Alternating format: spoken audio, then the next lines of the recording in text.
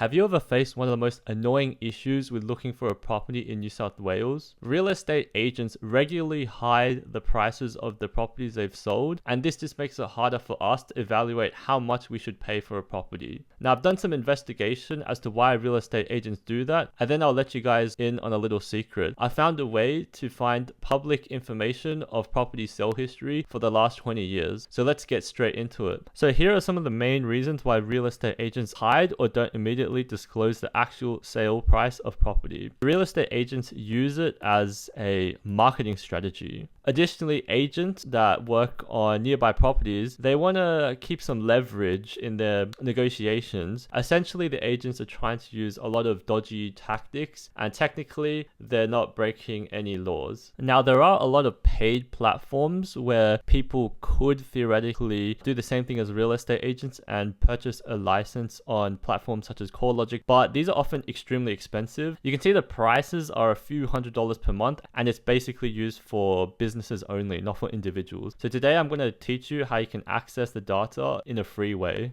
And for people that are from other countries, try to frame this as a guide on how you can get the information for free. This is the secret, NewSouthWalesPropertySales.com. You can pause and quickly read the description. So for most people, I just recommend you go onto the website and click download, and you can see the data was refreshed only today. You can see here that we have a lot of interesting information that we can use. It's a 250 megabyte CSV file, and it's going to take a lot of load on my laptop, so I'll just clean this up first. What I'm going to do is make it a table and then filter it to the last 2-3 years. Alright, so what are the most important columns that we're interested in? Something that I think we're interested in is definitely the street name, the suburb, the postcode, and I think area represents size. That could potentially be important. So what I'll do is I'll highlight these columns. For our purposes, let's just focus on the settlement date, purchase price. I think property legal description could be useful if you're looking for places in the same apartment block. So let's look at an example of how this can be useful. Domain.com.au and realestate.com.au are the two biggest sites in Australia for searching up properties. And what I'm going to do now is a live demonstration of searching the property prices. There's two use cases from my perspective. Firstly, it's to show that if you were to buy an apartment, is the price guide accurate? And also if you're looking for the sale history of an apartment, if it says price withheld, you can use this method to find how much the apartment sold for. If you look here on the left hand side, you can see that there's many different apartments and barely any of them have price guides. Some of them do, but a lot of them just say contact agent. Again, this is a marketing technique to get you to talk to them, and oftentimes they'll lowball so that you engage in bidding wars if you're a serious buyer. Okay, right here we have 1 million to 1.1 million. This is on 13 Shoreline Drive Roads 2138. What I'm interested in is the price range is between 1 million and 1.1 million. That's $100,000 difference. That is a huge range. And could this be overselling or underselling? How would we know? If we were to do this normally, it would scroll down and then you can kind of see some information. The median price is $1 million.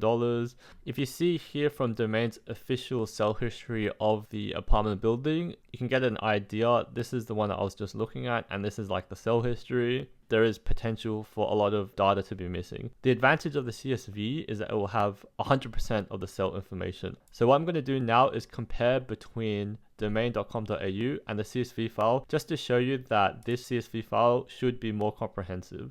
Okay, so what I've done is I've basically filtered so that the settlement date is in order of newest to oldest, and I've also filtered to 2-bedroom apartments by the price range. There was one that was 1.3 mil, but you can tell that that would have been a 3 or 4-bedroom apartment, and I filtered to all the ones that are of the price range of the 2-bedroom apartments. You can see that it matches with the domain data. You can see the latest one from 2025, 30th of June is missing. This is because there is some delay between the settlement and when it's uploaded as public information. That's fine. This would eventually appear on the CSV. The important thing is that not everything in Domain will appear in the CSV, but everything in the CSV will have every single property's sale history in New South Wales. The other additional advantage of checking with the CSV is that you can also see neighboring apartments. So how this helps is that if you look at the actual apartment block, you can see that the neighboring ones are very similar. So if I was to filter to also include the neighboring apartments,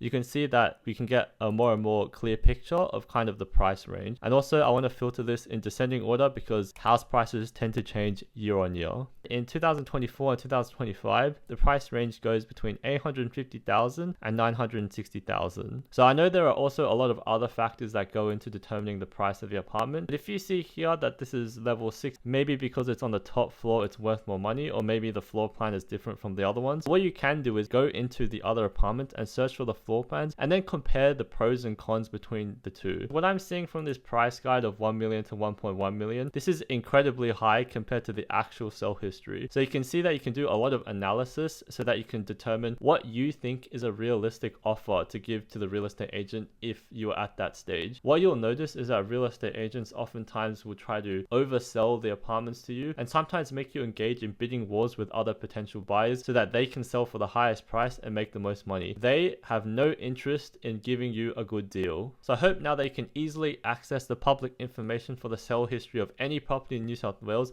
This can keep you better informed and stop the real estate agents from trying to take advantage of you. If you found this helpful, leave a like and comment down below if you want me to make any more detailed analysis videos about this topic. Otherwise, I'll see you later. I just want to shout out James Elk, who's compiled this all together. What he's done is he's basically pulled the information from the New South Wales Valuer General's property sales information database and used Python and Jupyter to compile the information together and clean it up, and also allowed those of you who are more technical to import the data into Python and continue further analysis if you want. But I want to keep this to a general audience, and all you need to use is Excel, and this will be able to help you already.